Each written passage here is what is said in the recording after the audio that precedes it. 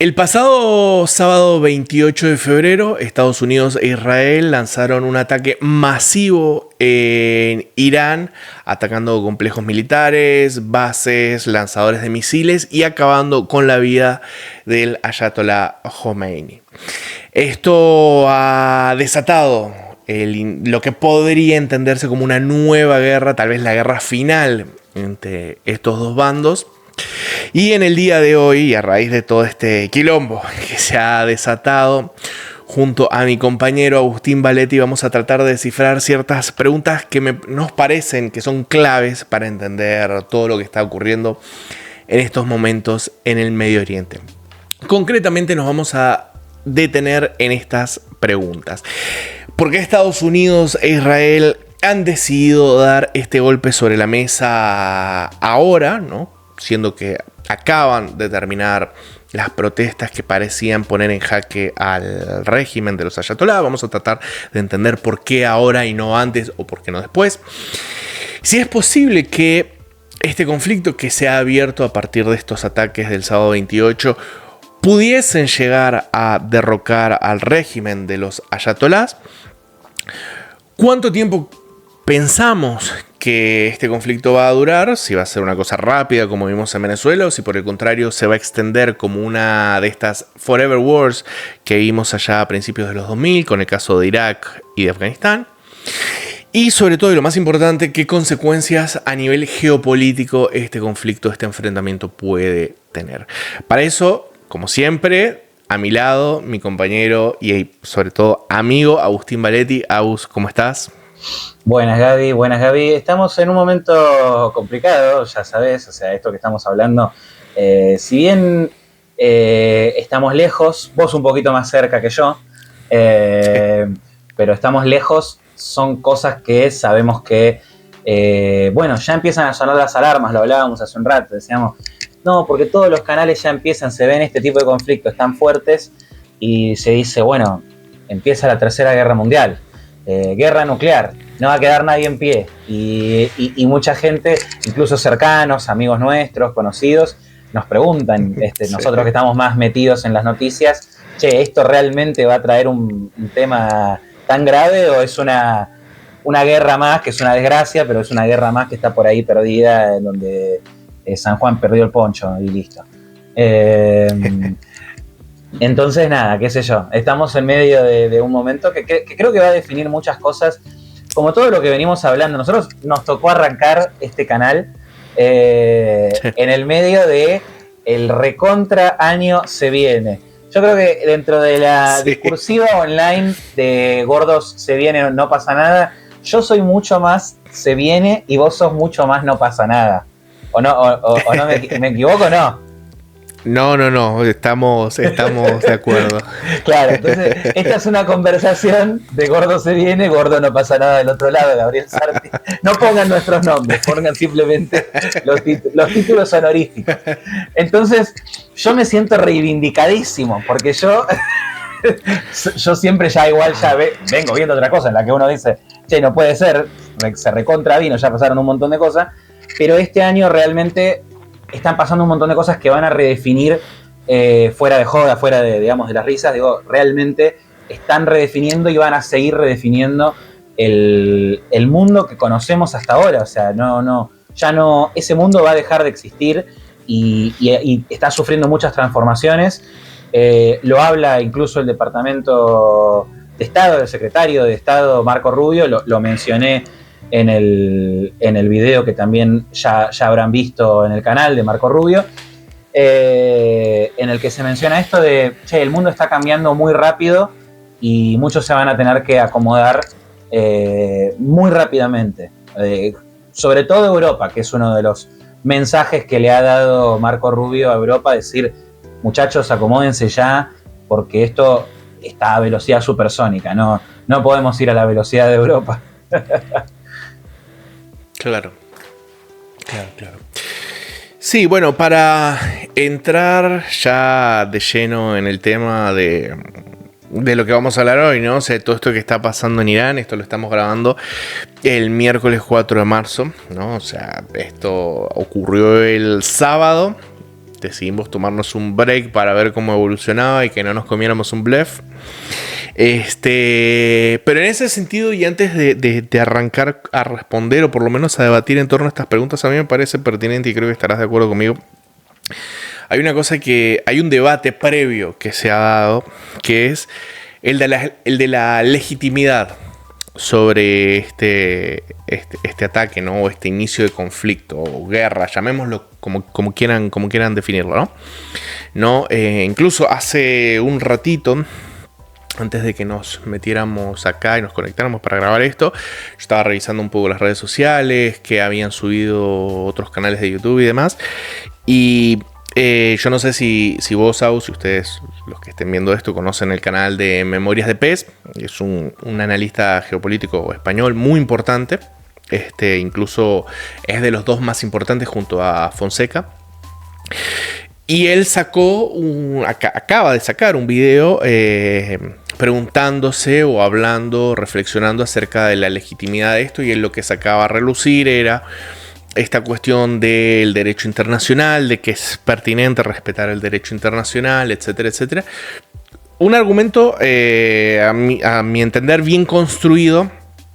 Y por eso me parece pertinente que nos metamos en esto antes de arrancar con las cuestiones geopolíticas. Yo le voy a dar mi opinión y después vos darás la tuya, pero creo que vamos a coincidir en esto. Esto ya lo hablé en otro video, pero vale la pena reiterarlo acá. A mí, toda esta cuestión del derecho internacional me parece que es una entelequia que solo existe precisamente para defender a regímenes horripilantes como el de los ayatolá ahora, el de Maduro antes de su captura a principios de este año, y también, como dije en el video anterior, otros regímenes terribles como el de Saddam Hussein, que duró justamente hasta que se violó el famoso ¿cómo se llama? El famoso derecho internacional que tanto dicen defender ahora, ¿no? Y sin embargo, estos son unos regímenes, insisto, horripilantes, y en ese sentido, si lo que hemos visto este domingo, o hemos visto que se ha iniciado este domingo, redunda en que la gente de Irán, como está de alguna manera empezando a pasar en Venezuela, si esto que empezó el domingo, redunda en que la gente de Irán el día de mañana puedan vivir sin ser sometidos y sojuzgados por un régimen totalitario y aberrante como es el de los ayatolás, a mí me tiene sin cuidado el derecho internacional y lo que dice la ONU y la conferencia de la Haya y la Zaraza. Yo voy a estar de acuerdo. Y esto lo digo incluso siendo que Donald Trump no es una persona de mi agrado, Netanyahu no es una persona de mi agrado, pero, o sea, el César lo que es del César, ¿no? O sea, estos regímenes que oprimen a las personas, que arruinan la vida de sus ciudadanos, que las empobrecen, que las sojuzgan y las torturan y les destruyen la vida, esos regímenes tienen que terminar. Y me tiene sin cuidado también las razones por las cuales Estados Unidos esté llevando esto adelante, ya sea porque lo hace por el petróleo, por recursos naturales, por cuestiones geopolíticas, o simplemente porque a Donald Trump le parece que las minas iraníes están muy buenas y no pueden usar burka. Me tiene sin cuidado. Si esto redunda y termina siendo que la gente de ese país pueda vivir en libertad y poder buscarse su prosperidad como quieran, yo voy a estar siempre de acuerdo, al margen de las razones ulteriores. Y esa es mi postura, y puedo entender lo de la cuestión del derecho internacional y demás, pero no la comparto. Dicho esto, si querés aportar algo a uso. Sí, no, porque me parece interesante que hagamos esto, porque, viste, siempre se dice, para dar una discusión, primero hablemos del marco conceptual. Y acá, en este caso, sobre todo, me parece que en general nosotros siempre en este tipo de cosas estamos bastante de acuerdo. ¿El marco conceptual cuál es? El derecho internacional, en principio, no existe.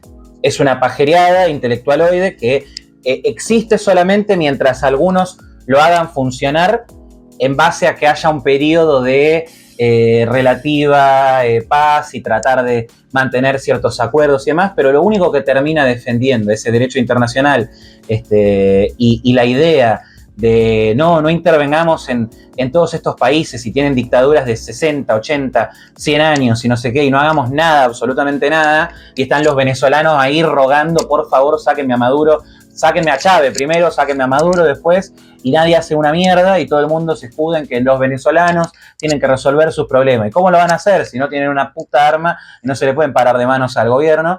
Lo mismo los iraníes, que realmente volaban por los aires, incluso cuando estaban ahora haciendo unas protestas masivas, enormes, los estaban colgando, los estaban masacrando. Y ahí yo no escuchaba a la gente diciendo, porque es muy interesante ver ahora decir, mirá, bombardearon un hospital de niños, cayó una bomba ahí, no sé qué. Mira, yo no sé exactamente si eso alguien tuvo una decisión maligna, digamos, porque yo creo también eso, que en Israel y en Estados Unidos hay gente maligna. Acá no es un tema de hablar de moralidades pavotas y decir como que de un lado están los recontra buenos y no cometen ningún error y no hay nadie malo en Israel que tiene un pensamiento supremacista. Estoy seguro de que hay gente en Israel que tiene pensamientos supremacistas y que seguramente quizás alguien capaz que le gusta dice, sí, vamos a hacerlos mierda a todos, a los hombres, mujeres, niños, qué sé yo. Ahora, existen esos en todas las sociedades, en todo el mundo, y digo, y si nos escandalizamos por eso, escandalicémonos también por los pibes jóvenes que eran sobre todo ellos los que llevaban las protestas, tanto como fue en Irán, como era en Venezuela hace unos años atrás. No sé si te acordarás, las rebeliones populares en Venezuela, que principalmente tenían a jóvenes activistas en la calle tratando de pelearse con la Policía Nacional Bolivariana, con las fuerzas bolivarianas, y siendo arrestados, secuestrados, torturados, asesinados, llevados al helicoide, cuando todavía Michelo y todos estos pelotudos que promovían el régimen de Venezuela decían que era una especie de centro comercial con atención sanitaria y con escuelita para jardín de infantes y pelotudeces, cuando sabíamos que en el subterráneo estaban torturando y llorando un montón de personas. Bueno, escandalicémonos en ese momento, no cuando hay efectos colaterales de una intervención militar para sacar a la mierda a un régimen asesino y torturador y dictatorial que se ha dedicado nada más a oprimir a su población. Porque si vamos a comparar, comparemos entonces, ¿qué oprime más? ¿Unas bombas en un lapsus determinado o un gobierno ad eternum que puede hacer lo que quiera con su población e incluso puede expandirse e incluso puede poner en riesgo la integridad del mundo? Y a los que se preocupan por, bueno, no, dejemos que Irán, ellos tienen derecho de hacer su vida, sí, el pueblo de Irán sí. Ahora, el ayatolá, este régimen dictatorial, tiene derecho a poner en riesgo la integridad de todo Medio Oriente y de todo el mundo, porque eso es lo que en algún momento podrían decir de Hitler. No hagamos nada, de ellos tienen derecho, los alemanes, es su pueblo, es su líder, ellos pueden hacer lo que quieren. No, a la mierda con eso. Porque si Hitler después va a estar entrando a la puerta de mi casa y jodiendo a mi gente también, no es un problema de los alemanes nada más, no es un problema de los iraníes nada más, es un problema mío también. Entonces, es verdad, hay cosas que se tiene que hacer cargo cada pueblo, los venezolanos, los argentinos, los iraníes, los españoles, los estadounidenses, todos. Pero hay cosas en las que lo que pasa en un lugar nos influye también a nuestros intereses.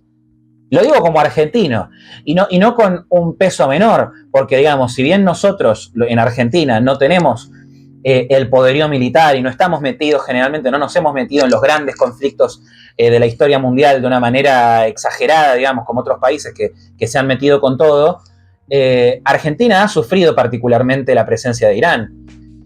Y ese mismo derecho internacional es el que le dio paz un montón de tiempo a estos tipos. Es el derecho internacional en el que se escudaron Cristina Kirchner cuando hizo el memorándum con Irán, cuando bajaron las alertas rojas en la Interpol. Ese mismo derecho internacional es el que hizo que estos tipos que bombardearon a nuestro país, porque fueron la Embajada de Israel y la AMIA, que es la comunidad, una principal comunidad judía en Argentina, pero donde trabajaban argentinos, judíos, pero son argentinos. Porque hay gente que como que hace una distinción, de repente son judíos, no son argentinos. No, son judíos, son argentinos. No nos olvidemos de eso. Y también habían otras personas que si vos querés decir, no, bueno, esto era un conflicto entre los judíos, entre Israel y entre los musulmanes, Irán, qué sé yo. Ahí en ese mismo edificio, en la AMIA, en la Embajada de Israel, trabajaban otras personas que no profesaban la religión judía. precisamente. O en los alrededores de esos lugares pasaba gente que no era precisamente de la religión judía.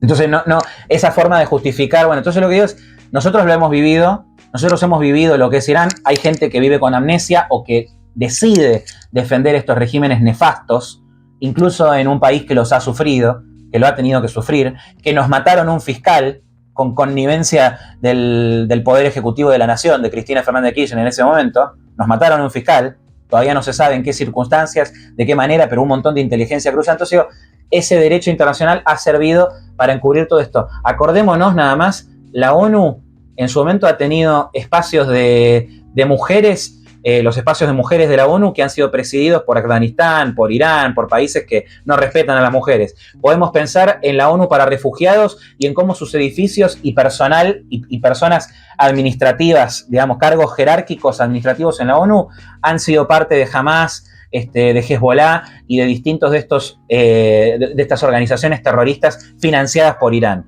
Entonces no nos hagamos los boludos y acordémonos de qué es lo que significa también el derecho internacional. Es algo que se permite, pero la realidad es otra. El derecho internacional es esto. Son barcos, son aviones militares, es la disuasión nuclear. Ese es el derecho internacional. La capacidad de tu país de defenderse, la soberanía es eso, siempre fue eso, nunca dejó de serlo. Es la capacidad de tu país de defenderse frente a otro país, de tener una posición por la que otro país no te puede atacar. ¿Puede ser a veces por vías pacíficas, diplomáticas? Sí. ¿Comerciales también? Sí. Pero la principal siempre van a ser las armas. El poderío siempre lo va a tener el que tenga más armas, el que mejor se pueda plantar ante las situaciones. Eso es una de las cosas que hay que abandonar de la falopa que hubo desde el fin de la Segunda Guerra Mundial hasta acá. La realidad es otra. Yo no, en todas las cosas en la vida trato de ser lo más realista posible. Para entelequias, como vos decís, o para conceptos intelectuales, para estar haciéndonos una paja intelectual, en un club de café, si querés. Sí, además yo creo que hay una diferencia sustancial entre que se invada, como hizo Rusia, invadiendo a un país que primero que no lo había agredido, pero que además era una democracia que podía tener muchos problemas. Me refiero a Ucrania, ¿no? Un país que puede tener muchos problemas y una democracia con corrupción y todas esas cosas, pero que no es en última instancia un régimen totalitario que oprime a su pueblo y demás.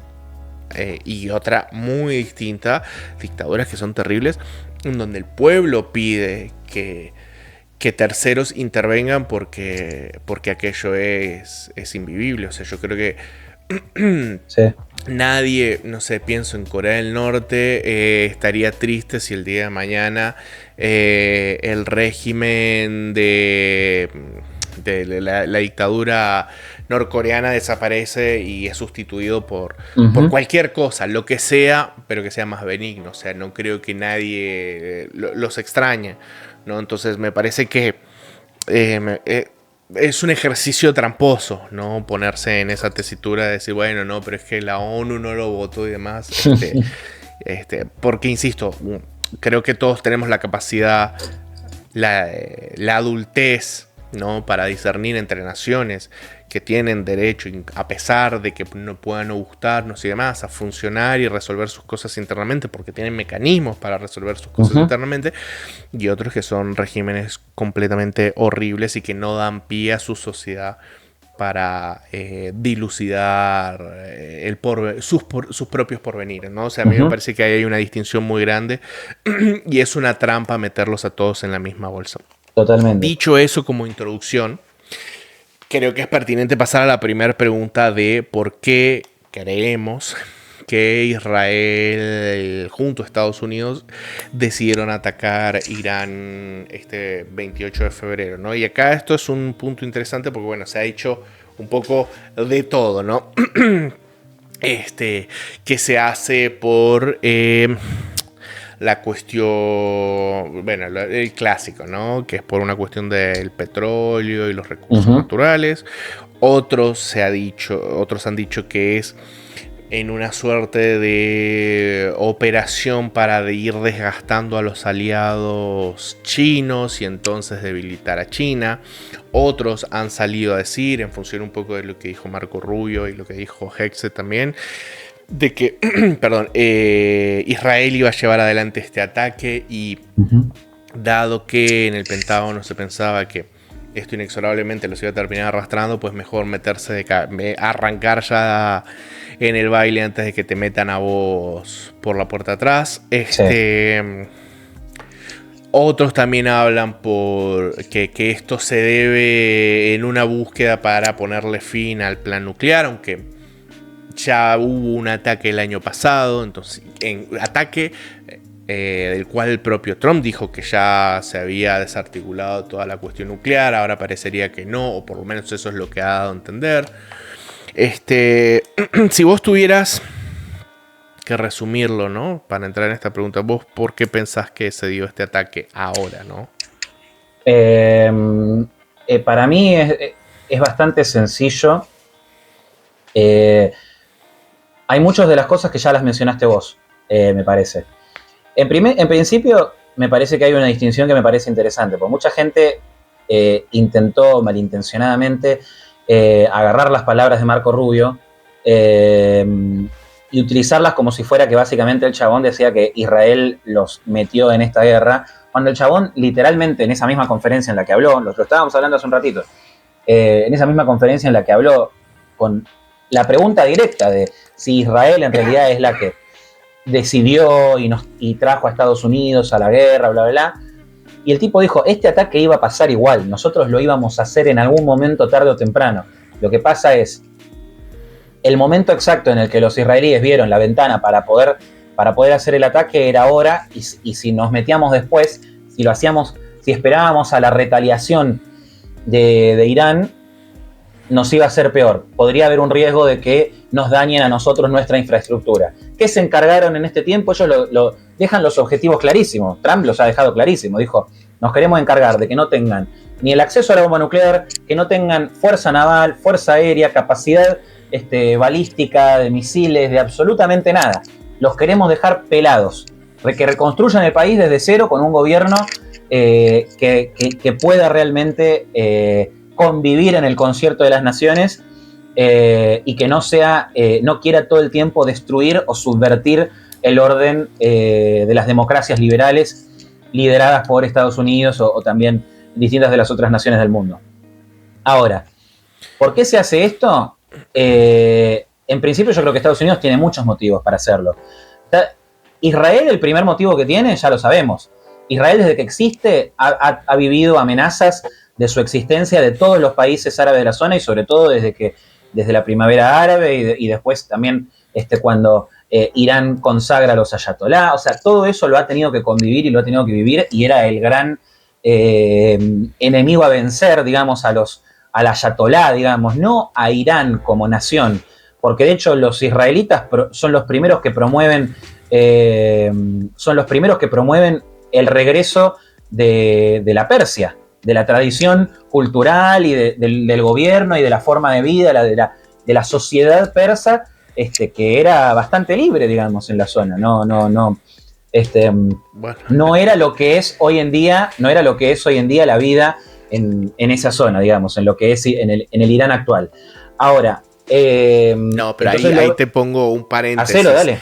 Es cierto que el régimen del Shah no era retrógrado, si se quiere, en términos de obligar a las mujeres a usar el velo y demás, pero era profundamente represivo. O sea, la policía secreta ya persiguió a... Es que por algo pasó en su momento, por algo la gente en su momento apoyó la revolución. Obviamente, y eso también hubieron muchos errores de Estados Unidos en su intervención en el Medio Oriente, en Persia, Irán, como le quieran decir, en el pasado. O sea, y yo creo que esto empieza a corregir esos errores. Estados Unidos tiene muchas cosas que corregir. Para mí, por ejemplo, esto que hablábamos antes de los regímenes, el derecho internacional y cómo permite que los regímenes dictatoriales se proliferen en el mundo. Cuba y Venezuela son un fallo del derecho internacional, pero son un fallo también de Estados Unidos, porque Estados Unidos, teniendo la capacidad para poder intervenir en esas cuestiones, primero Estados Unidos tuvo un error grande que fue dejar en su momento que Fidel Castro y el Che Guevara hagan la revolución a Batista, porque lo permitió Estados Unidos. Si no lo permitía Estados Unidos, si Estados Unidos se metía, no lo hacían. Primer punto. Segundo punto, también después, en algún momento podrían haber hecho lo que están haciendo ahora e ir a un conflicto abierto y tomar Cuba si era necesario. Obviamente la sociedad de ese momento era completamente distinta, la forma en la que se veían las cosas era distinta, pero la realidad es que también eso fue un error. Se permitió que este régimen cubano, dictatorial, siga por demasiado tiempo y haya influido demasiado en nuestra región y ha desestabilizado completamente nuestra región Cuba en su necesidad de sobrevivir un comunismo que ya no puede vivir ni su propia gente ahí, de lo miserable que es. Lo mismo ha pasado con Venezuela, se ha permitido por demasiado tiempo que convivan, que estén ahí, y lo mismo ha pasado con Irán. Entonces me parece que acá lo que se está haciendo es, se está corrigiendo un error histórico, que es permitir a estas dictaduras existir en primer lugar. Se está corrigiendo otro error histórico, que es normalizar que estos regímenes que se les permitió existir se conviertan en los aliados, en las vacas sagradas de China, porque podía conseguir China petróleo subsidiado, baratísimo, de estos países, a cambio de prácticamente nada de parte de China. Y yo creo que esto es parte de la estrategia de debilitar a una China que estaba empezando a alzar la cabeza para tratar de plantearse como superpotencia. Yo creo que en el plano comercial todavía hay mucho por llevar adelante, pero por lo menos en el plano de estas alianzas espurias geopolíticas que tiene China, se lo empieza a arrinconar y le sacaste 3 aliados clave en distintas partes, le está sacando 3 aliados clave. Y el porqué exacto de que pasa esto, en este momento, en el día en el que pasó, en la hora en la que pasó, eso es sencillísimo. Cuando vos estás esperando para hacer esto, lo tenés que hacer en un momento, un ataque preciso, estratégico. Hubo inteligencia cruzada de Israel, de Estados Unidos, de distintos países durante meses. Meses pasaron para que se pueda hacer este ataque. Hasta que un día estuvieron todos metidos en un mismo lugar y en ese momento se atacó.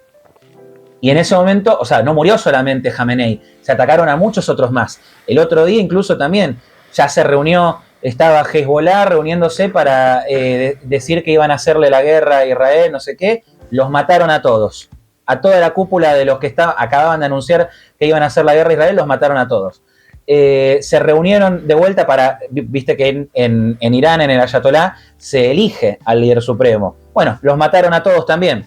Se reunieron para elegir al nuevo líder supremo y los mataron a todos. No hay vuelta atrás de esto. Esto es cambio de régimen o cambio de régimen. Una cosa menor es una derrota para Israel y para Estados Unidos. Sí, a ver, hay varias cosas. Vos decís que esto es cambio de régimen o cambio de régimen. Primero voy a arrancar por ahí. Y después te doy mi opinión. Yo creo que se va a ir a eso, pero no porque fuese lo que se buscase desde el vamos. Y lo digo por lo siguiente. Fíjate que iniciado el ataque, ¿no? Y pasado, creo que fue el lunes o ayer, no me acuerdo bien, no, fue el lunes. El sí. Lunes Trump salió diciendo que estaba dispuesto a negociar, etc. Es cierto que también ha habido, digamos, por lo menos a priori, una disfuncionalidad en la comunicación muy grave, porque se han dicho cosas, se han desdecido, que sí, que no, que un chaparrón. Sí. El lunes Trump dijo que estaba abierto a negociar y que no tenía ningún problema, que viniera. El lunes antes del ataque, decís. No, el lunes después del ataque. Este lunes después del ataque, ok. Este lunes. Después, ayer martes, dijo que no, que las comunicaciones estaban cerradas y demás. Yo tengo la impresión, y ahora respondo por qué a mí me parece que se dio este ataque. Yo tengo la impresión de que Estados Unidos estaba esperando hacer un ataque, que el ataque tuviera un resultado similar a lo que fue el ataque en Venezuela. ¿En qué sentido? En que descabezado el líder y eliminado las personas más importantes, fíjate que el ataque llevado adelante por Israel y Estados Unidos se enfocó principalmente en los dispositivos balísticos, la armada de Irán, pero ya también... no tienen flota naval, no tienen nada. No tienen naval. No, ya se la destruyeron. Sí. Pero lo que tenían se lo destruyeron. Sí. ¿No? Pero se enfocaron mucho en objetivos políticos y de la Guardia Revolucionaria. Y sin embargo, el ejército iraní, y eso es una cosa que es pertinente señalar, o sea, Irán no es que tiene un ejército, sino que tiene dos. Tiene el ejército regular, al cual el régimen de los ayatolás no le confía mucho, porque es un ejército del Estado de Irán y no...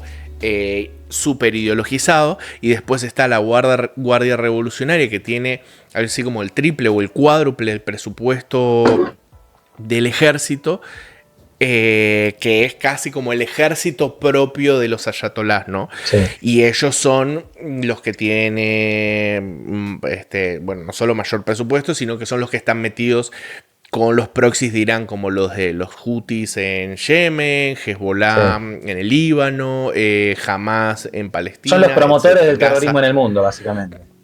Claro, la Guardia Revolucionaria es como la Guardia Pretoriana, pero es a nivel ejército del régimen de Irán.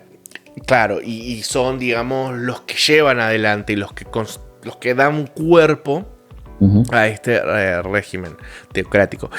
Y todos los ataques, además de los políticos, estuvieron enfocados a la Guardia Revolucionaria, y a mi entender eso se da porque esperaban, y el mensaje de Trump ese diciendo este es el momento de ustedes para recuperar su país y demás. Le hackearon la televisión a Irán para poner ese mensaje también y que lo escuche la gente. Claro, está bueno que pongas ese dato, porque yo le estoy diciendo, si es Trump, el gobierno de Estados Unidos en la operación hackeó la televisión, y en ese hackeo, mientras se llevaba adelante los bombardeos del sábado, pasó un mensaje donde Trump arengaba a la gente a salir a tomar, a los civiles a quedarse en sus casas y demás, y que creo que está dirigido al ejército a tomar el gobierno, ¿no? Es que busca la legitimidad de esto, porque antes sí era como me chupa un huevo lo que haga la gente, lo hago. Un Bush, ponele, hubiera dicho me chupa un huevo lo que hace la gente, lo hago yo y listo. O sea, pero Trump está planteando de que ellos es como que están ayudando, son un ejército libertador de los iraníes y del mundo, de este régimen terrible, pero que en realidad son los iraníes los que se tienen que hacer cargo, que me parece perfecto el mensaje. Sí, en eso podemos estar de acuerdo, pero esta es la cosa que quiero llegar. Estoy un poco lento porque creo que me estoy resfriando, por eso. No, por Dios. Me parece, me parece que justamente por estas cuestiones me da la impresión de que ellos, cuando me refiero a ellos es principalmente Estados Unidos, lo que estaba buscando es que el ataque empujara a un golpe interno, ¿no? Y que eso se resolviera de manera súper rápida, como pasó en Venezuela, ¿no? Se capturó a Maduro y rápidamente se puede decir que hubo un golpe interno, porque todo el aparato del Estado quedó en manos, o por lo menos lo que controlaba a Maduro pasó a manos de Delcy, y ahora hay un proceso de transición. Y eso no ocurrió. Y yo creo que ahí es donde está todo el quilombo. O sea, yo creo que Washington, el gobierno de Donald Trump y los suyos, esperaban que, sobre todo viendo lo que había ocurrido en las últimas protestas, que este ataque diera pie a un golpe palaciego por parte del ejército. Y derrocar a la Ayatollah, a la Guardia Revolucionaria y a las milicias esas que tienen dando vueltas por ahí. Y no ocurrió. Y creo que eso es lo que ha descuajeringado todo el plan, y me da la impresión de que no tenían un plan B. Ahora, no ¿por estoy qué tan de acuerdo. Estados Unidos e Israel decidieron atacar el 28 de febrero? Me da la impresión, vos habías hablado, que yo lo había mencionado antes, de esto de que Marco Rubio había dicho que era un ataque que iban a hacer, etcétera, etcétera, y que lo iban a hacer de todas formas. Claro. A mí, y está esta discusión de si se metieron porque Israel iba a atacar y entonces para no ser arrastrados por la puerta de atrás, o sea, supongamos, Israel ataca, Irán devuelve misiles a Israel y a las bases norteamericanas en el Golfo. No nos olvidemos que el Golfo está plagado de bases militares norteamericanas y que eso empujara a Estados Unidos a entrar en un conflicto con Irán. Lo que señaló Marco Rubio es que el ataque iba a ocurrir y que como Israel lo iba a hacer, pues nada, dale que vamos. A mí eso me parece un poco raro por dos cosas. Primero es porque estamos antes de las midterms y en la propia narrativa del MAGA, el tema del presidente de la paz y de no meterse en conflictos en Medio Oriente me parece que es como un estandarte gigantesco y yo no sé cuánto le importa al votante promedio MAGA que caiga el régimen de los ayatolás. O sea, si fuera una cosa rápida así que bombardean y se van, pues buenísimo, bienvenido sea. Claro. Pero si eso termina siendo costoso, yo no sé cuánto le suma. Es más, yo creo que ya hemos visto a Nick Fuentes, a Tucker Carlson y a tantos otros de bueno, la pero First, ya sabemos qué ala responden, digamos. Sí. Sí. Sabemos de qué, hay un argumento sabemos de qué picojean, pero dame un segundito y ahora ya sabemos de qué picojea esa gente, pero hay un núcleo duro y creciente de gente que no quiere estar metido ahí. Y la otra cosa que me llama la atención, y ahora te cedo, es la siguiente. Si el miedo de que Israel ataque sin el apoyo norteamericano era que la respuesta de Irán iba a terminar golpeando a bases norteamericanas y por extensión Estados Unidos iba a tener que meter, ¿por qué no dejaron que eso ocurriera si hubiese sido un muy buen argumento justamente para contraatacar a los del America First? O sea, porque una cosa muy distinta es que Estados Unidos fuera a atacar y otra cosa completamente distinta es si Israel atacó, Irán te lanzó unos misiles sin que vos hubieses hecho nada y decir, mira, bueno, es que nos están tirando misiles, hay que como Pearl Harbor, digamos, como tener un Pearl Harbor, tipo, ¿no? Dejarlo ahí estar y nos metieron ellos, no nosotros. Eso es lo que me llama la atención y por eso yo a título personal no sé bien por qué ocurrió esto ahora. Evidentemente las protestas fueron un catalizador importante porque acaban el despliegue de tropas hacia la región empieza con las protestas. Bueno, Trump ya había dicho, yo voy a ayudar con eso, yo los voy a ayudar al pueblo iraní. Sí, pero los iraníes se lo estaban reclamando incluso y la gente hablaba de, che, ¿cuándo va a llegar esto? Si se comprometió con que iba a ayudar con Irán, ¿cuándo va a pasar? Claro, pero llegó ya completamente a destiempo, o sea, porque ya las protestas habían sido aplastadas, la gente había sido asesinada, o sea, es como te llegaste a la fiesta ya ni siquiera cuando estaba terminando, ya se fueron todos a dormir. Bueno, pero igual llegás en un momento justamente, ya aplacaron las protestas, como vos decís y demás. Era un argumento muy interesante, igual en ese momento, como vos decís, el tema de las protestas, porque era como, bueno, vamos justo en un momento en el que la gente está en las calles, pero para mí los frenos de antes eran justamente, para mí eran varios, capaz que antes, con el medio de las protestas, esto se iba a desmadrar más. Vos pensás que en unos bombardeos así, si ya hay muertos civiles, imagínate la cantidad de muertos civiles que iban a haber si bombardeaban en medio de que la gente estaba todavía en las protestas y que incluso algunos estaban siendo retenidos por el gobierno iraní. Quizás podían incluso ser usados por el gobierno iraní como moneda de cambio para que no les bombardeen alguna cosa o como, mirá que si me bombardeas a mí vas a bombardear a toda esta gente que tenemos secuestrada acá. Entonces es como que quizás esperaron un poco por eso y también por lo otro que dijimos antes, que no es menor, esperar al momento exacto en el que estaban reunidas prácticamente la mayor parte de la cúpula del Ayatolá, junto con Khamenei, y poder asesinarlos.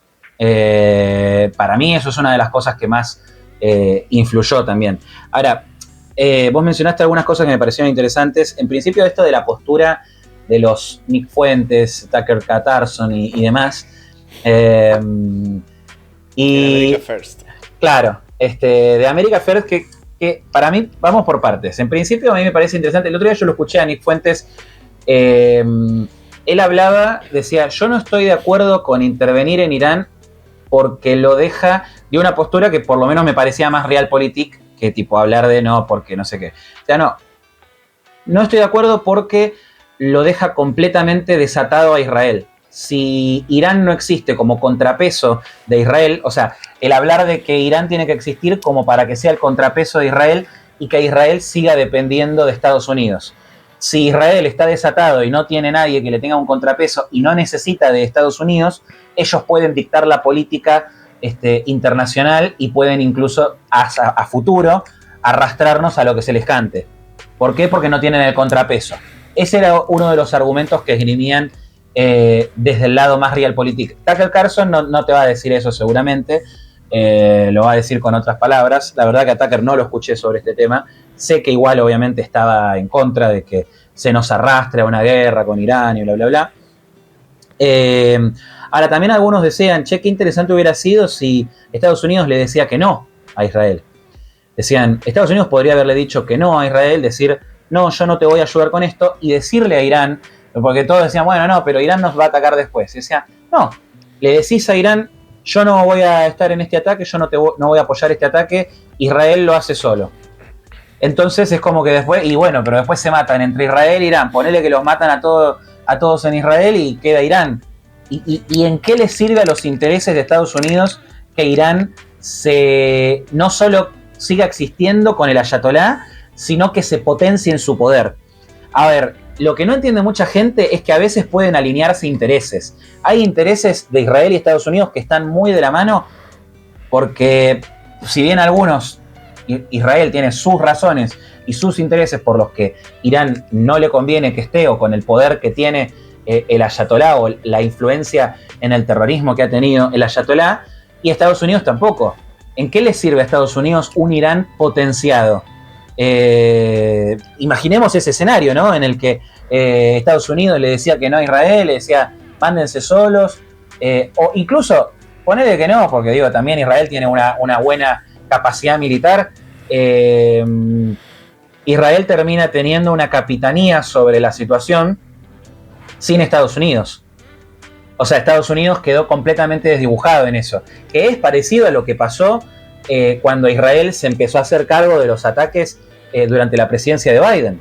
Todos los ataques que ha hecho, y porque Biden no se ha metido prácticamente con todos los conflictos que ha tenido Israel en esa época, después del famoso 7 de octubre.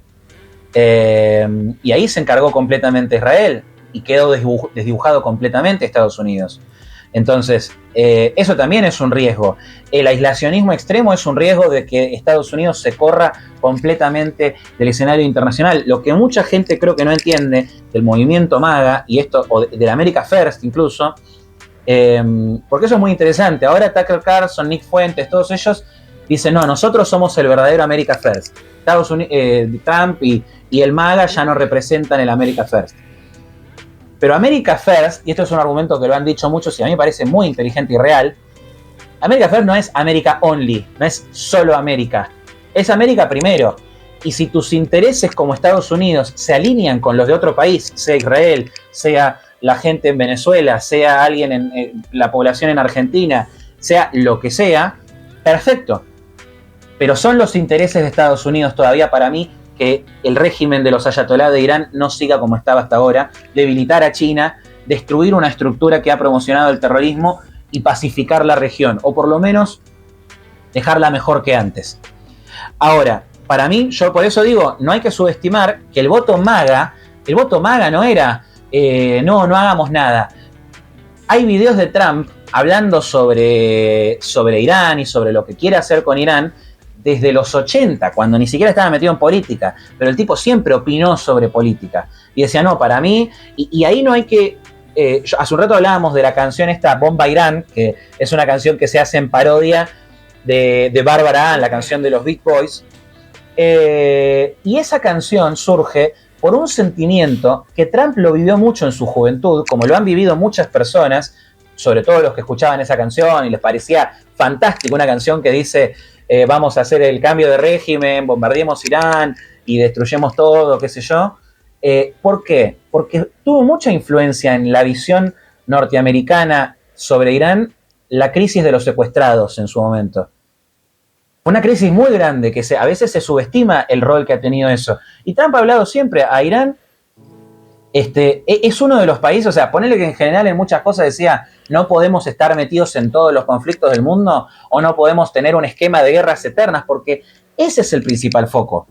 Ese es el principal foco. Que esto no se convierta en una guerra eterna, ese es el mayor daño que sí le podría hacer a Estados Unidos y a Trump. Que esto se convierta en una guerra eterna, en las famosas Forever Wars, como dicen allá. Pero mientras tanto, no hay que subestimar la visión hawkish, la visión halcón del MAGA. MAGA quiere un Estados Unidos que se haga poder respetar. Cuando fue lo de Venezuela, los MAGA estaban celebrando justamente. No hay que quedarse con lo de Nick Fuentes o lo marginal, digamos, ahí, Nick Fuentes, Tucker Carlson y demás. La base de MAGA era, quiero que mi país vuelva a sentir orgullo de que es una superpotencia y se la puede bancar en el concierto de las naciones, de que va y hace lo que tiene que hacer.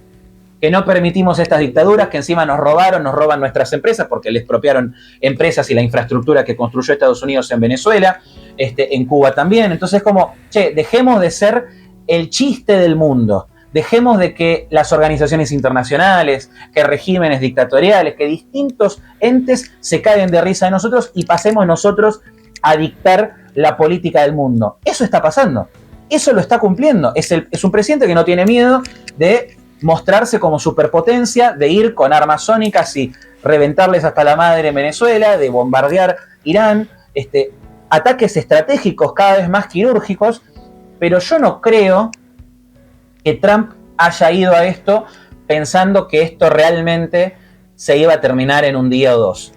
Yo creo que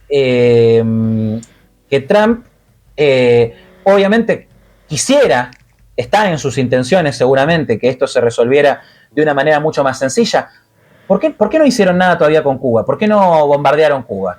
Porque ya lo ven que está a punto de extinguirse, entonces dicen es mejor resolverlo de una manera, tratar de ver si lo podemos resolver por abajo del mostrador y ver si se puede resolver, porque para no gastar tiempo, plata, estar poniéndonos frente a las cámaras y exponer de vuelta que estamos interviniendo en otro país, entonces si lo podemos resolver por abajo, mejor.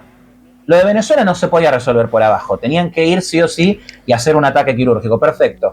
Con Cuba quizás se lo pueden evitar, ya están hablando con el hijo de Fidel Castro, que tenía un nombre muy, muy gracioso, no me acuerdo ahora cómo le decían, tenía un nombre medio así de, sí, yo tampoco de pandilla narco rara.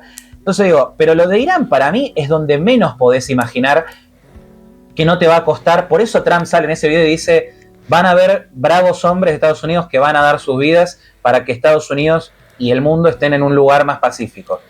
Ya habla de que van a haber bajas. Él ya lo adelanta en el caso de lo de Irán, no como lo hizo con Venezuela. En Venezuela no dijo vamos a ir y van a estar muriendo. No, pero con Irán sí sabía que iban a morir gente y sí sabía que esto podría llegar a durar más tiempo. Ahora, ¿cuánto durará? 3 semanas, 1 mes, 2 meses, 6 meses, 1 año. Y para mí que se complica, cuanto más largo se haga, más se complica. Como vos dijiste, eso sí estamos de acuerdo. Pero no subestimemos al MAGA y al votante MAGA en que lo que ha votado es un liderazgo gallardo, un liderazgo, vos hablabas de César, un liderazgo fuerte, que pueda justamente hacerle frente a estas cosas, que no deje que estas cosas pasen en el mundo y dejar pisoteados los intereses de Estados Unidos así como así. Sí, pero igual, a ver, varias cosas. Primero lo primero, a mí la cuestión de por qué hace esto ahora, justamente antes de las midterm, no me termina de cerrar, ¿no? O sea, eso como punto 1. Después, vos decías que Nick Fuentes y todo el America First, sí. Y esto lo retomo, que eran marginales. Es cierto que todavía siguen siendo una fuerza periférica, Pero su tasa de crecimiento digamos, en el debate público, por lo menos, y en los que están metidos en esto, es enorme. Porque no, por supuesto. es cierto, sí, yo creo que hay una diferencia, hay una brecha generacional muy grande. Una cosa es, si se quiere, la generación de los boomers y Gen X, que pudieron haber vivido lo de la revolución iraní, y el secuestro de la embajada norteamericana en medio de la revolución y demás, y que probablemente lo puedan ver desde puedan estar movilizados emocionalmente por eso, y además analizarlo desde una lógica tipo Guerra Fría. Pero yo creo que las nuevas generaciones, y sobre todo millennials y Gen X, que crecieron con las Forever Wars de Irak y de Afganistán, yo creo que no están para nada por la labor de sumarse ni a un conflicto en Irán, y si después... Y eso es de izquierda a derecha, De izquierda a derecha, por lo eso, mismo. Por eso me parece muy interesante la figura de Nick Fuentes. O sea, yo no creo que estén por la labor ni de derrocar Irán, ni de defender Israel, ni de nada, porque yo creo que la lógica de la America First, vos decís, si los intereses de Estados Unidos se alinean con uno, sí, por supuesto, y por eso muchos de ellos celebran la lucha contra el narcotráfico y el asesinato del Mencho y toda la cosa. Ahora bien, yo no sé... concretamente, y acá vuelvo a la cuestión de las midterms, no sé cuál es el interés que Estados Unidos o que el propio gobierno de Trump le puede sacar a esto, incluso desde una lógica electoralista, geopolítica. O sea, lo puedo entender desde una lógica geopolítica de, bueno, mira, estamos cercando a China, porque, de nuevo, o sea, obviamente... Y pienso en lo que dijimos al principio. Obviamente Estados Unidos no hizo esto pensando en liberar al pueblo iraní del yugo de los ayatolás. Que, ojo, insisto y me reitero por si alguno lo agarra, mira, si eso es el resultado, bienvenido sea, y yo voy a ser el primero en celebrarlo y en decir, bien hecho está. Pero no es la razón, no es lo que moviliza al gobierno de Estados Unidos a llevar esto adelante. Después decís que que existía la posibilidad de que esta lucha se diera solo entre Irán e Israel. Y yo acá traigo las teorías de el profesor Jiang Suekin. Es un chino, como se podrán imaginar. Él tiene un canal de YouTube. Él es un profesor bueno, no sé bien de qué universidad, pero es un profesor de una universidad y da clases y demás.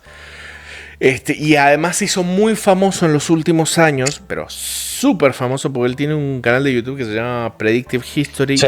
Y él da sus lecturas en ese canal, y él predijo que Trump iba a ganar las elecciones. Eso creo que lo dijo en el 2024, una cosa así, que él iba a ganar las elecciones presidenciales contra Biden. Él dijo que se iba a iniciar una guerra contra Irán, y lo que él dice es que es lo siguiente, y me parece súper interesante, que si Israel o Estados Unidos así intentaban derrocar al régimen de Irán, no simplemente hacerle un ataque, sino ir a derrocarlo, que creo que es la diferencia sustancial de este ataque con respecto al anterior, que sí ha ido a derrocar. En ese escenario está Irán, de nuevo, profesor, Jiang Suekin, trabaja mucho con la teoría del juego y demás. Irán iba a abordar una lógica del loco, en donde lo que iba a hacer era tratar de destruir todo el comercio mundial, cerrando el estrecho de Hormuz y demás. Y atacando a medio mundo para arrastrarlos, sobre todo Estados Unidos, a que invada, para que haga una invasión terrestre. ¿Por qué? Porque en una invasión terrestre Estados Unidos iba a perder. No porque no pudiera conquistar conquistar las ciudades y demás, sino porque la resistencia, como ocurrió en Afganistán, como ocurrió en Irak, como ocurrió en Vietnam, iba a ser de tal escala que la masacre de soldados norteamericanos iba a terminar siendo insostenible a la larga, ¿no? Con lo cual, en ese sentido, podría entenderse por qué Estados Unidos se metió, pero a mí me sigue haciendo mucho ruido y la verdad que no tengo respuesta. Ahora bien, no hemos hablado... No sé igual por qué lo ves con esa... Antes de seguir, digo, no sé igual por qué lo mirás tanto con esa lógica electoralista. O sea, ¿por qué pensás que le tendría que influir tanto lo de las midterms para hacer el ataque? A ver, sí, después para ver cómo lo controlás, cómo lo contenés, cuánto tiempo le van a dar para manejar todas estas cosas y demás. Pero sí para hacer el ataque. No. No es como que, bueno, sí, lo pasamos al año que viene. Primero porque puede extenderse y eso complicar enormemente a Estados Unidos. Insisto, si se extiende, si eso genera una subida del precio del petróleo, o sea, ahí hay varias cuestiones que no son menores a nivel electoral. Pero incluso, como vos decís, ¿y qué pasa si se hacía después? No veo por qué Estados Unidos estuviera interesado, salvo, insisto, para desarticular a China, y en ese sentido, por lo menos yo lo puedo terminar de ver, o sea, ataco a uno de los proveedores de petróleo de China y entonces lo pongo en complicaciones. Eso lo puedo entender, porque es cierto, el régimen de Irán a día de hoy es un importante, no es el principal, pero es un importante proveedor de petróleo a precio de descuento. Ojo, y esto no siempre se menciona, el resto de los países del Golfo también le venden petróleo a China, no con descuento, pero sí, o sea, Arabia Saudita, Qatar, todos le venden a China, ojo.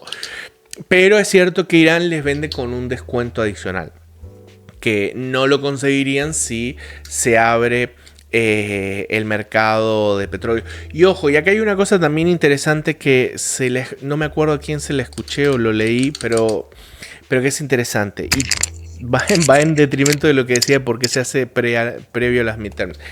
Si se logra decapitar al gobierno o hacer un cambio de régimen y el nuevo régimen empieza a cooperar y a trabajar con Estados Unidos e Israel, se pueden levantar las sanciones a las sanciones que se tiene sometido hoy a Irán, y eso podría permitir la llegada de que haya un nuevo proveedor muy importante de petróleo en el mercado mundial y tirar los precios hacia abajo.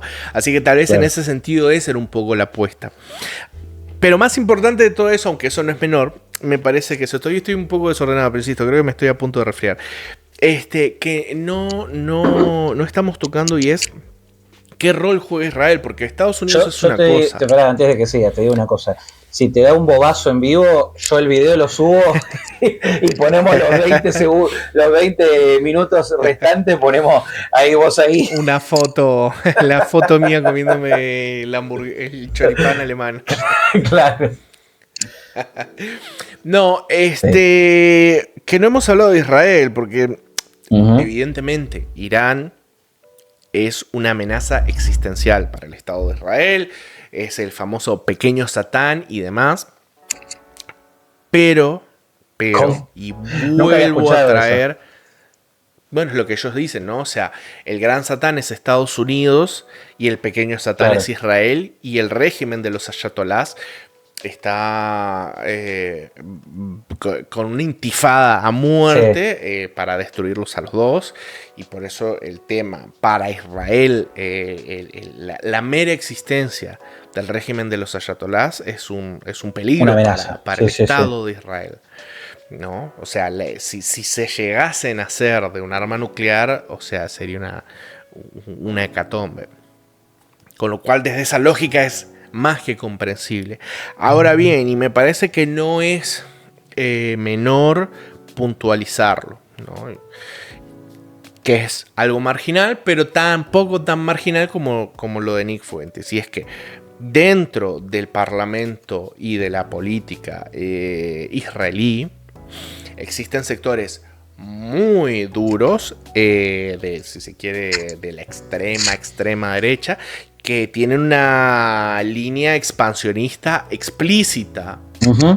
El año pasado se votó para anexionarse directamente Cisjordania. Este año ya se empezó a ejecutar algunas anexiones. O sea, sí. y tienen esa idea del famoso Gran Israel que va desde el Éufrates hasta el Nilo y que incorpora toda Jordania, todo el Líbano, gran parte de Siria, incluso parte del sur de Turquía. Y esa gente está ahí y a día de hoy son los que sostienen a Netanyahu, que, lo vuelvo a repetir por enésima vez, está cercado por cuestiones legales y si sale del Parlamento lo más probable es que termine preso, ¿no? Con lo cual entonces su mera supervivencia ya no política, sino física, de estar afuera de la prisión, depende de ese núcleo extremadamente duro que tiene esas ideas, como vos bien decías al inicio... supremacistas. ¿Cómo se llama? Supremacistas, gracias, sí. Ahí es donde hay que para mí poner un límite fuerte, porque digo, esta visión expansionista, digamos, va a barreras con la gente del Líbano, con un montón de gobiernos. Por supuesto, sí, son totalmente, son realmente terribles, incluso siendo, sin desconocer los horrores, los verdaderos horrores que ha sido Hamás y los horrores que han cometido y errores que ha cometido la OLP, llevar adelante anexiones y expulsiones de gente, porque viste lo de la anexión es, bueno, tu casa pasa a formar parte del Estado de Israel y como vos no la tenés registrada no la tenés registrada dentro del Estado de Israel, sino dentro del Estado palestino, entonces podemos venderla y disponer de ella como se nos cante las pelotas, ¿no? Entonces, si la compra alguien, pues vos te tenés que ir porque estás ocupando una propiedad que no es tuya, aunque vos ya lo hubieses comprado y tuvieses papeles de eso, nada, eso no aplica. Y es una cosa terrible. Sí. Y eso está ocurriendo hoy en día, ¿no? Entonces no desconocer eso, lo cual, insisto, no legitima bajo ningún punto de vista ni a Hamás ni las cosas que en el pasado hizo la OLP, ni tampoco lo dirá, ¿no? Pero sí entender también que dentro mismo de Israel hay una lógica que empuja hacia un expansionismo y que ese expansionismo se ve retenido o frenado en algún punto por la existencia de Irán, que supone un contrapeso, y en eso suma, me parece pertinente lo que vos decías, ¿no? De los contrapesos en la región, ¿no? Pero bueno, yo creo que, porque nos detuvimos un montón, para vos, pasemos a la siguiente pregunta. ¿Vos pensás que es posible que esta guerra termine con el régimen de los ayatolás o va a cerrar en falso con algún acuerdo nuclear o una cosa así?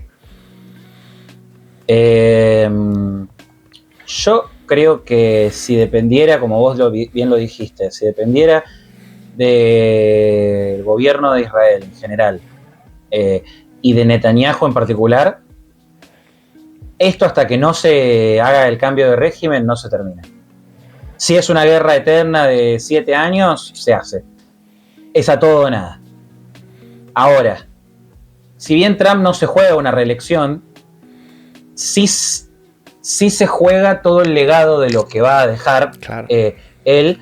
Y también Rubio se juega la posibilidad de estar en el ticket de la presidencia de 2028. No nos olvidemos que el heredero natural iba a ser Vance hasta hace no mucho. Todo el mundo decía, bueno, la presidencia de Trump, después Vance y después Hextech o Tulsi Gabbard o quien sea, qué sé yo. Pero muchos empezaron a ver esto de que Vance ha representado demasiado la postura aislacionista y que Rubio ha traído mucho sentido a la política de Estado y lo ha hecho de una manera tan inteligente en todos los sentidos, en América Latina, en Europa, en Asia, en Medio Oriente, en todos los ámbitos. El tipo está con un ojo y con una mano en cada lado. Entonces mucha gente, incluso los que quizás en algunos puntos, algunos eran más escépticos digamos, de una visión más halcón, por miedo a la doctrina o al pensamiento neocon, entienden que la visión de Rubio, que entienden que mucho de todo esto en realidad no es lo mismo que la ideología neocon que existía antes imperante en los círculos de poder de Estados Unidos y en varias partes del mundo. Ahora, yo creo que si no es este año, esto termina, estas dictaduras van a terminar. Termina la dictadura de Venezuela, termina la dictadura de Cuba y termina la dictadura de Irán. Yo estoy convencido de que eso se puede llegar a lograr. Creo que Trump está, por eso digo, también está el efecto Trump y el efecto de qué es lo que va a pasar para su legado y para Rubio y para el futuro, digamos. Si se ve muy complicado esto, está llegando a las midterms y hay un montón de bajas norteamericanas, que para mí sería ya muy complicado, la verdad, para el gobierno. Es y para un mí problemón eso. Un recontra problemón. Y se va a recontra meter en la campaña y no lo van a poder sostener y podrían llegar a tener una retirada de la guerra muy fracasada.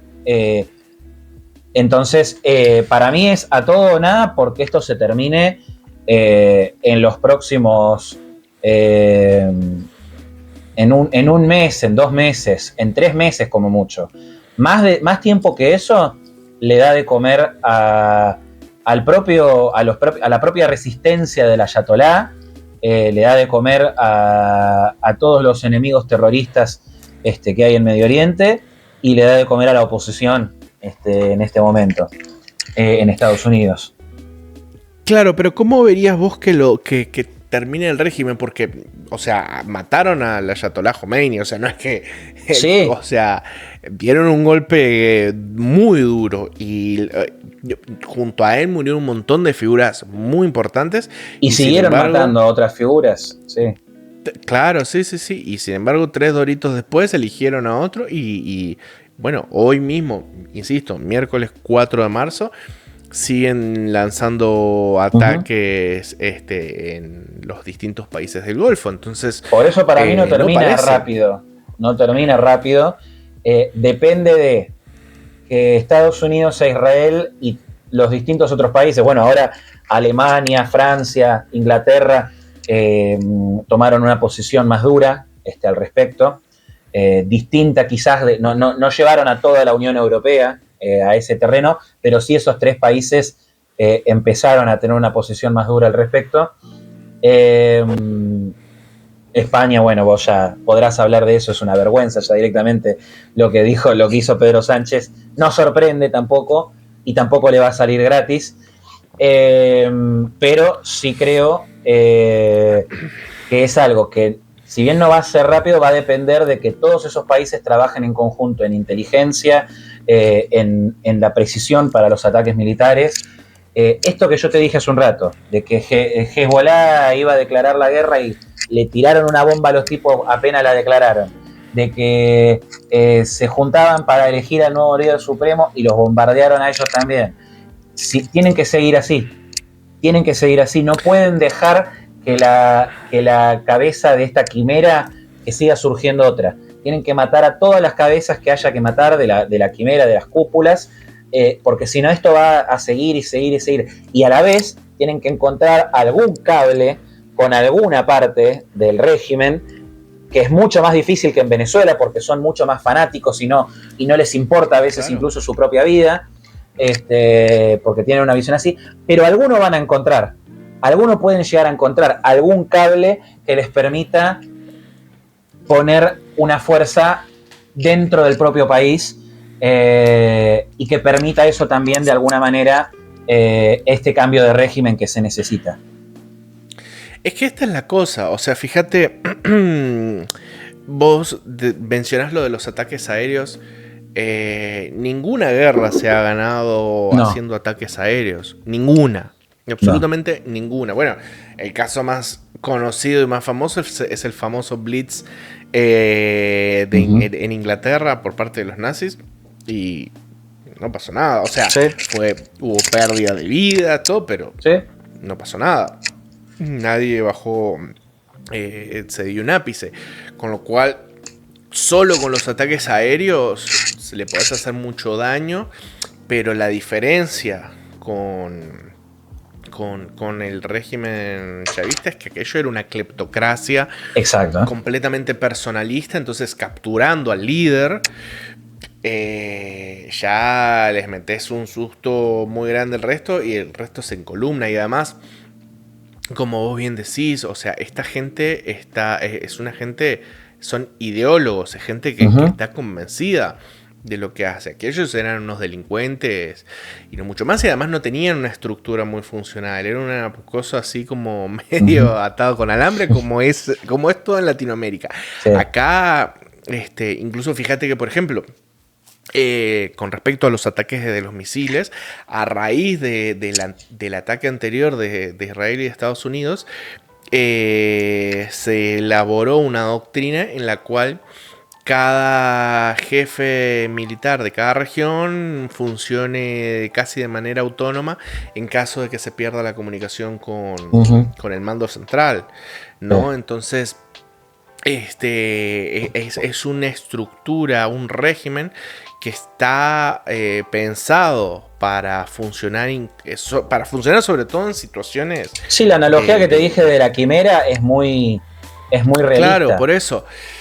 Y esa es la cuestión que a mí y por eso me parece súper interesante el análisis de este profesor, vuelvo a buscar su nombre, del profesor Yang Sueking, el famoso de historia predictiva, sí. Porque sobre todo viendo, o sea, porque es una locura lo que ha pasado, ¿no? Estados Unidos atacó, sí, y uno podría decir, bueno, Irán va a bombardear, va a lanzar misiles a Israel y a las bases norteamericanas de la zona, pero no.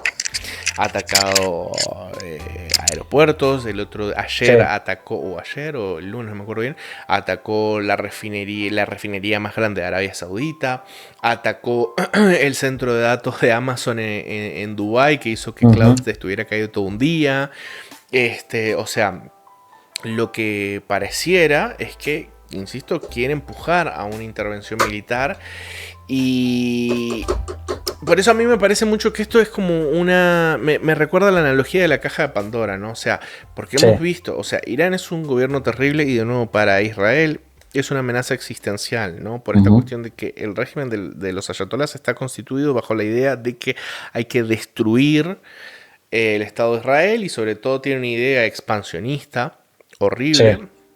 De que tienen que reconstruir una suerte como del imperio persa a través de sus proxies para llegar al Mediterráneo, además, ¿no? Por lo que han apostado casi todos los presidentes norteamericanos es por la contención, ¿no? O sea, si están los hutíes en Yemen, bueno, los bombardeamos hasta más o menos que se frenen. Si en Hezbollah está en el Líbano, bueno, los bombardeamos para que se contengan, etcétera, pero era de contención. Y yo creo que eso se debía porque, como bien señalaba este tipo, es que Irán es realmente difícil de invadir. O sea, Irán es un país de casi, si no me equivoco, 90 millones de habitantes. Es un país gigantesco y principalmente montañoso. Claro. Y si bien el grueso de su población no apoya al régimen y le parece espantoso, si vos entras ahí y la cosa empieza a cambiar, las invasiones no les gusta a nadie. Eso lo mencionaba hoy Anuk Boss, lo mencionaba en uno de sus directos que ha estado hablando al respecto, en donde decía, sí, acá en España todos detestamos a Pedro Sánchez, pero si el día de mañana Francia invade para derrocarlo, créanme que vamos a salir todos a defender a España. Y es un poco lo mismo, ¿no? Si de repente entras, ya ahí la lógica cambia por completo. Y entonces vemos, como bien señala Yang Sueking, que abierto, o sea, entendido que esto es una guerra ya para derrocar el régimen, pues están en una lógica de matar o morir, y creo que lo que están tratando de hacer es empujar a toda la coalición de Estados Unidos e Israel que invadan por tierra. Y yo creo que eso sería un error catastrófico, pero al mismo tiempo no veo cómo esto puede terminar si no se derroca al régimen. Por eso me pareció muy interesante, aunque creo que en esto solo no va a bastar, que Trump se pusiera a hablar con los kurdos iraníes e iraquíes para que intercedan. Lo que pasa es que con eso solo no te alcanza.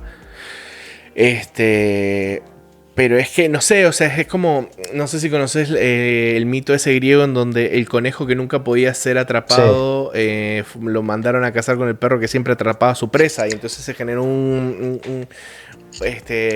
Para mí no un estaban conflicto cósmico. completamente preparados para este ataque. O sea, le faltaba mucho más armar ¿Quiénes? una coalición. Estados Unidos. Estados Unidos no estaba Sí, por completamente eso. preparado para esto. Por Eh, eso es que yo te dije, perdón, un segundo, por eso es que sí. yo te dije en un principio que para mí ellos pensaban que el ejército iba a salir a tumbar al régimen de los ayatolás y no ocurrió y Ujú. ahora estamos en el... Quedamos así, bueno, y ahora, pero dale vos, por eso a mí quedaron un poco así Sí. como con el pie cambiado. Nada, pero bueno, qué sé yo. Yo creo que yo creo que había una preparación para esto, pero no. Vos acordate cómo fue cuando iban a hacer la intervención a Venezuela. Estaban haciendo ejercicios militares, estaban practicando en todo momento, se prepararon para el terreno, para la zona, para el edificio, para los ataques de los cubanos, todo, absolutamente todo estaban preparados.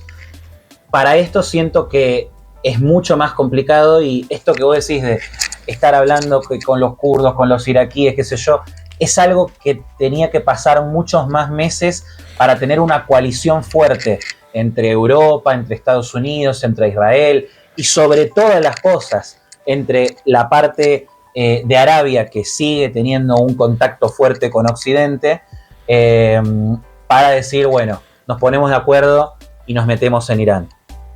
No solamente Estados Unidos se mete en Irán solo o se mete con la ayuda de, el canciller Hertz en Alemania en alguna asistencia estratégica o con alguna asistencia estratégica de Macron.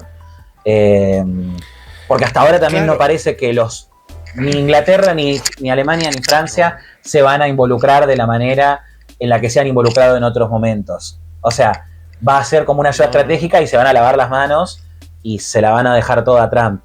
Este, Sí, sí, o sea, por lo que yo tengo entendido, o sea, Francia movió un portaaviones, el Charles de Gaulle y demás, y probablemente hagan algún que otro bombardeo, pero de nuevo, creo que Irán entró en una dinámica en donde es matar o morir, o sea, es como una obvio. rata arrinconada, donde ahora no van a parar porque, por ejemplo, el canal de Hormuz está cerrado de facto porque el otro día atacaron un barco que, bueno, que Uh-huh. decían que era suyo, no, bla, bla, bla.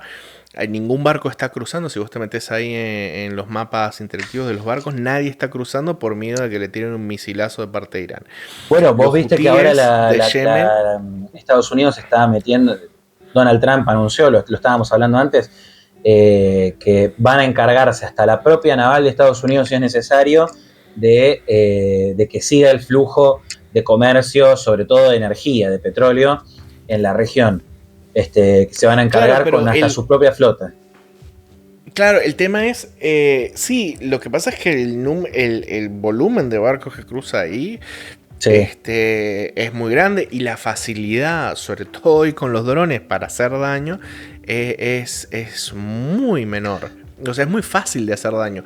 Lo mismo los hutíes en Yemen. Y fíjate esta cosa, eh, pensando en cómo se puede cerrar esto. Por eso a mí me parece que es que se acaba de abrir la caja de Pandora y sí, o se cierra en falso y lo dejamos así como una aventura loca, que un fervor de fin de semana, pero nada cambia. O, o nos tiramos por un Forever War importante. Porque fíjate, por ejemplo, Yemen, que me parece súper interesante porque es como una versión micro de lo que podría llegar a ser, tiene a los hutíes que son unos tipos con unos harapos sí, mugrosos y armados con AK-47 y lanzamisiles. O sea, es como muy sí, sí, precario lo de sí. los hutíes. Tienen el apoyo de Irán y demás, pero es muy precario. Y los tipos, Arabia Saudita les declaró la guerra y los bombardeó por arriba Sí. y por abajo durante años. Arabia Saudita, que invierte una montaña de guita en armamento y tiene lo último de lo último y todos los servicios premium del complejo militar norteamericano y nunca pudieron frenar a los hutíes. Los hutíes Sí, han hundido barcos en el Mediterráneo, en el Mar Rojo, y lo han conseguido cerrar no con tecnología de punta, sino con un tipo con sandalias que les tiró un dron, golpeó el barco y se volvió a su casa. Y eso hizo asustar a todas las navieras por el tema de los seguros y demás. Y bueno, no, Sí. ya no usar el Mar Rojo, a dar toda la vuelta por África, encareciendo absolutamente todo. Entonces, es hoy en día tan barato, sobre todo pensando, o sea, fíjate, la guerra de Ucrania nos ha enseñado que hacer la guerra hoy es, o sea, la verdadera forma de hacer guerra en el siglo XXI es low cost. Sí.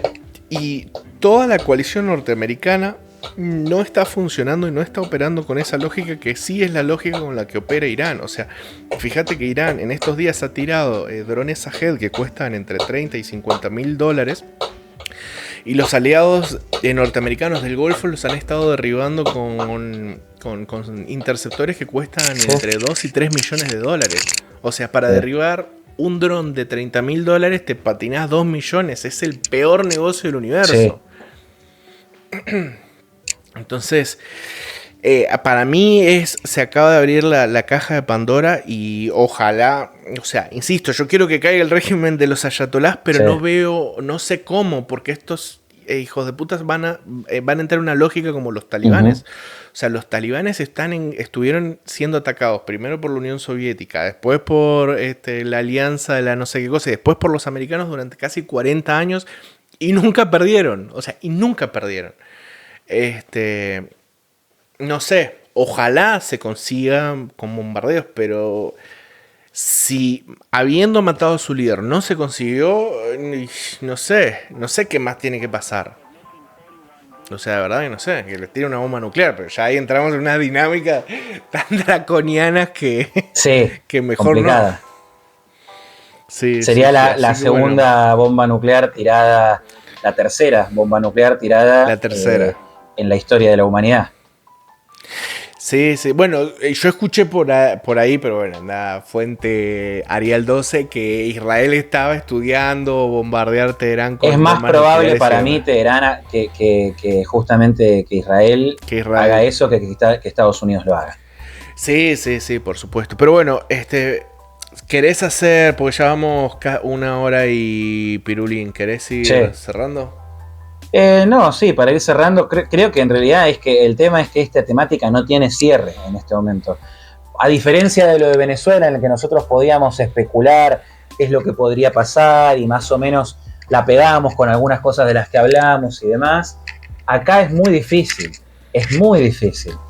Es como vos dijiste, es una caja de Pandora, es matar o morir para todos, ¿eh? O sea, para ellos porque son fanáticos religiosos, para Israel porque se juegan la existencia de Israel prácticamente, y para Estados Unidos porque se juegan no solo cuestiones electorales políticas del Partido Republicano de este año y de dentro de 2 años, sino el legado de Donald Trump, la posibilidad de instalar la visión de Estados Unidos hacia el mundo que han querido instalar hasta ahora. Se juega también a todo o nada. Esto va a influir mucho en la guerra con Ucrania. Si Estados Unidos efectivamente logra tirar a los ayatolá, Putin va a quedar recontra arrinconado y ahí pueden pasar otras cosas como efectos colaterales. Lo hablábamos el otro día en una conversación, digamos, en privado también.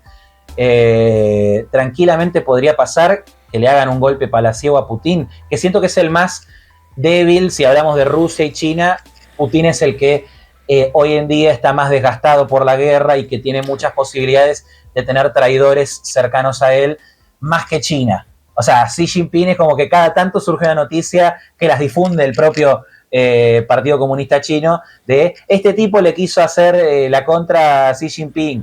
Acá está, le reventamos a balazos y reventaron a balazos todos los que colaboraron con él. Entonces, pero Putin sí está en una situación más endeble, más débil. De hecho, ya el otro día, cuando fue lo de Irán, estaban hablando de que iban a aceptar los términos de Estados Unidos. Bueno, siempre estaban con las idas y vueltas con eso. Pero es que se está jugando todo. O sea, esto va a marcar mucho de lo que va a pasar hacia adelante. Si Estados Unidos, y resalto el término de Estados Unidos porque Israel, digamos, ponele que se la banque e intente pelearla y todo, puede seguirla. y no le va a pasar nada y la gente en Israel va a seguir apoyando porque el enemigo a muerte es Irán. Pero en Estados Unidos no tienen necesariamente esa visión.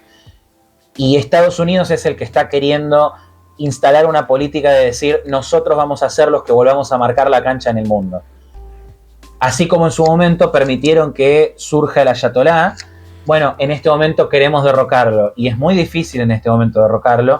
Entonces yo creo que se juegan a todo o nada la supervivencia del nuevo marco que quieren traerle al mundo, quiere traerle el complejo del Departamento de Estado y todos los que hacen política internacional en Estados Unidos, lo que le quieren traer al mundo, se juega todo o nada en este momento. En el éxito de esto o no. Sí. Y por lo menos tienen que tener una victoria.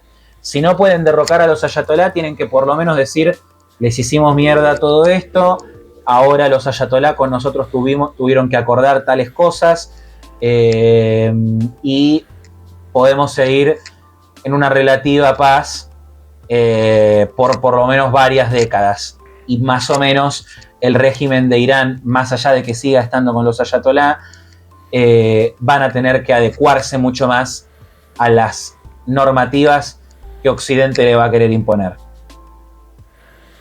Es difícil. Sí, coincido. Coincido, pero sí. Ojalá que caiga. Y los iraníes puedan ser libres. Sí. Así que bueno. Dicho eso, ¿a vos querés hacerme los honores y cerrar? Bueno, dale. ¿Lo cierro yo? Dale vos. Bueno, nada, como dijimos, acá en Gallos de Pelea, lo que decimos siempre, acá nos animamos a todas las discusiones en este corral de ideas. A veces estamos más de acuerdo en algunas cuestiones, como en este caso. Generalmente nos terminamos uniendo en las cuestiones que tienen que ver con bombardear dictadores y reventarlos hasta la madre hasta que no les quede un agujero que explotar. Eso parece que nos ponemos muy de acuerdo. Después discutimos muchas otras cuestiones. Exactamente. Y bueno, y los invitamos a ustedes también a que sean parte de esto, a que nos dejen en los comentarios qué es lo que creen que va a pasar ahora en esta guerra, cómo le va a jugar a Estados Unidos a Israel. Y bueno, a fin de cuentas, si ustedes creen que esto va a terminar cayendo, va a terminar cayendo el ayatolá en Irán. Y bueno, ¿qué otras temáticas les gustaría que toquemos hacia adelante? Eso también es muy importante que lo vean y que nos sigan en nuestras redes sociales. Agustín Valetti, en todas las redes sociales me pueden buscar de esa manera. Y a Gabriel lo buscan en Instagram como Just Sarti. No es revendedor de Just, la perfumería. Pero bueno, nos siguen por ahí y nos dicen si quieren salir a discutir de estas temáticas. Ya sea en Madrid o en Buenos Aires, porque bueno, ahí es donde vivimos. Bueno, un abrazo grande para vos, Gaby, y para toda nuestra audiencia. Otro. Que tengas un muy buen día. El saludo. Saludos a todos. Nos vemos.